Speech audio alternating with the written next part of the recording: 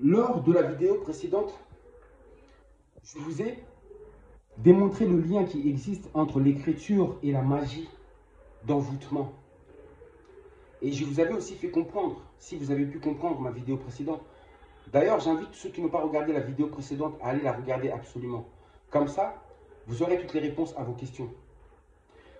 Donc, si vous avez compris la vidéo précédente, ce que j'ai voulu faire comprendre, c'est que la Bible, le Coran et la Torah, ce sont en fait des livres sur des formules de magie. Ce sont les plus grands livres de magie, d'envoûtement qui existent dans toute l'humanité. Ce sont les livres les plus puissants. Oui, des livres d'envoûtement. Mais quand je parle d'envoûtement, qu'est-ce que ça signifie? Envoûtement, c'est-à-dire, c'est le fait de modifier votre perception, votre façon de penser, votre façon de vivre, votre façon de voir les choses. L'envoûtement, c'est dans ce sens-là. Et aussi envoûté, dans le sens qu'une fois que vous êtes envoûté, vous ne pouvez plus voir des choses qui paraissent évidentes, vous ne les voyez plus. Vous ne voyez pas les erreurs qui se trouvent dans ce livre, vous ne voyez pas. Vous n'avez pas la vision juste. Vous êtes aveuglé. Et de ce fait, vous croyez à tout ce qui est raconté dans ces livres-là. Je vais vous donner par exemple un détail que vous n'avez pas vu. À travers cette vidéo, déjà, je tiens à glorifier l'esprit de vérité. Car c'est l'esprit de vérité qui permet justement de révéler des choses cachées, de nous faire des révélations. L'esprit de vérité. Donc, je remercie l'esprit de vérité qui est en moi et qui me permet justement de pouvoir faire ces révélations. Regardez ça. Vous savez très bien que un être humain possède toujours un prénom et un nom de famille. Et ce nom de famille est relié à son arbre généalogique. À travers ce nom, on peut retrouver qui sont ses descendants, qui sont ses ancêtres. Le nom, c'est très important. Sans nom, l'être humain n'est pas, ne peut pas exister. Enfin, n'est pas en tout cas, n'est pas considéré. On est obligé d'avoir un nom de famille. Mais bizarrement, étrangement, quand vous lisez la Bible, ou le Coran, ou la Torah, qu'est-ce que vous allez remarquer? Vous allez remarquer quelque chose qui est suspect, qui est étrange, mais que personne n'a fait attention. Pourquoi? Parce que vous n'êtes pas encore habité par l'esprit de vérité. Parce que vous ne recherchez pas vraiment la vérité. Et l'esprit de vérité, c'est l'esprit créateur de toutes choses. Voici le détail.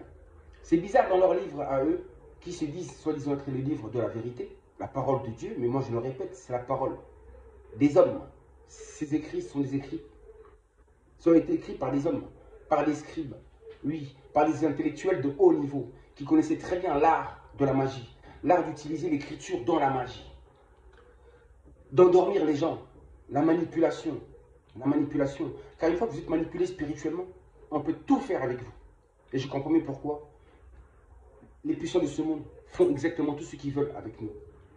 Je le disais, un être humain a forcément un nom de famille et un prénom. Mais bizarrement, dans leurs livres à eux, soi-disant saints, livres de vérité, tous les personnages dans la Bible, dans le Coran ou dans la Torah, étrangement, mais ce n'est pas un hasard, tous n'ont pas de nom de famille. Tous n'ont pas de nom de famille. Mahomet, quel était son nom de famille? Personne ne sait. Vous parlez d'Issa, quel était le nom de famille d'Issa? Non. Moïse, c'est quoi son nom de famille? Abraham, c'est quoi son nom de famille? Jacob, c'est quoi son nom de famille? Le roi David, c'est quoi son nom de famille? Salomon, c'est quoi son nom de famille? Ils sont où les noms de famille là-dedans? Donc, si vous avez mis leur nom de famille, là, on aurait pu vérifier pour savoir si ces personnes ont vraiment vécu. Mais c'était fait volontairement, et c'est aussi une erreur. Ils l'ont fait volontairement, pourquoi? Ils n'ont pas mis de nom de famille, pourquoi? Parce qu'ils savaient qu'en mettant les noms de famille, les gens iraient vérifier. Donc, ils ont caché, c'est-à-dire que pas caché, mais c'est-à-dire qu'ils ont mis que des prénoms, il n'y a pas de nom de famille. Comme ça, on ne puisse pas chercher et vérifier si ces personnes ont vraiment existé. Moi, je l'ai toujours dit, qu'ils n'ont jamais existé. Donc, le fait d'avoir retiré des noms, de ne pas avoir mis de nom à leur histoire, à ces personnages, ne leur ont pas donné de nom, de ce fait, les personnages se retrouvent sans nom.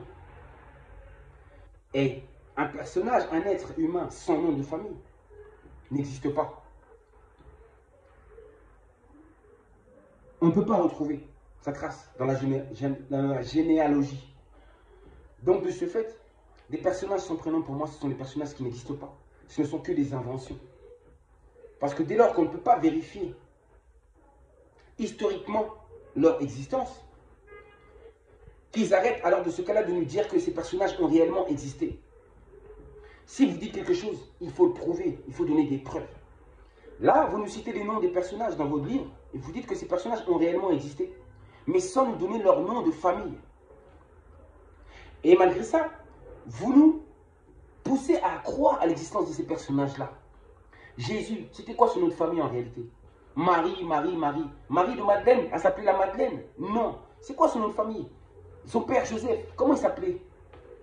C'est quoi son nom de famille? Élie, il s'appelait comment? Noé, c'était quoi son nom de famille? Vous dites Enoch, le scribe, tous ces trucs-là, je ne crois pas. C'était quoi le nom de son nom de famille? Donc vous voyez que ces personnages ont été inventés. Des personnages sans nom, sans famille, sans descendance. Donc, inexistantes. Des personnes qui n'ont jamais existé. Vous avez vu? C'est comme des mirages. Vous avez l'impression, mais en réalité, il n'y a rien du tout.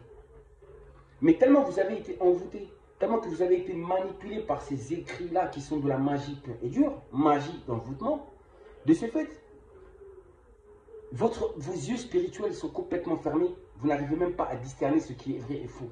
Vous n'arrivez même pas à discerner des détails qui ne collent pas. Ce qui est logique, vous ne le voyez même pas. Ce qui est évident, vous ne le voyez pas. On vous parle des personnages qui ont des prénoms mais qui n'ont pas de nom de famille. Mais dans vos têtes, vous ne vous posez pas de questions. Vous ne vous posez pas de questions. Dans la vie de tous les jours, on a tous un prénom, on a tous un nom de famille. On a tous une lignée familiale. Donc Jésus, c'était quoi sa lignée, vu qu'on ne connaît pas son nom de famille? Moïse, oui, il a existé, mais c'est quoi son nom de famille? Comment est-ce qu'on peut vérifier déjà? On ne peut pas parce que vous ne donnez qu'un prénom. Donc vous nous donnez un prénom seulement pour nous manipuler. Ce sont des personnages que vous avez inventés.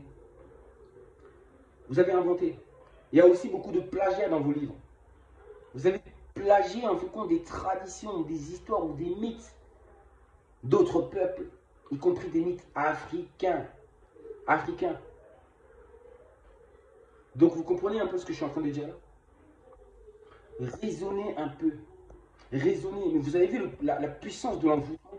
C'est un livre que vous ouvrez. Ces livres-là, ils sont tellement puissants, ils vous engloutissent que vous n'avez même plus. Vous n'avez plus de discernement. Vous n'avez même pas un œil critique. Vous lisez ces livres-là sans avoir un œil critique. Vous ne critiquez absolument rien, mais vous avalez tout ce qui est écrit là-dedans. Et de ce fait, vous ne pouvez plus. C'est-à-dire critiquer et trouver ce qui ne colle pas là-dedans, vu que vous êtes d'accord avec tout ce qui est marqué là, aveuglement, sans vérifier. On doit toujours vérifier. Et en vérifiant, en cherchant toujours la vérité, je suis arrivé à la source. Et cette source ne cesse de couler, de couler, de couler.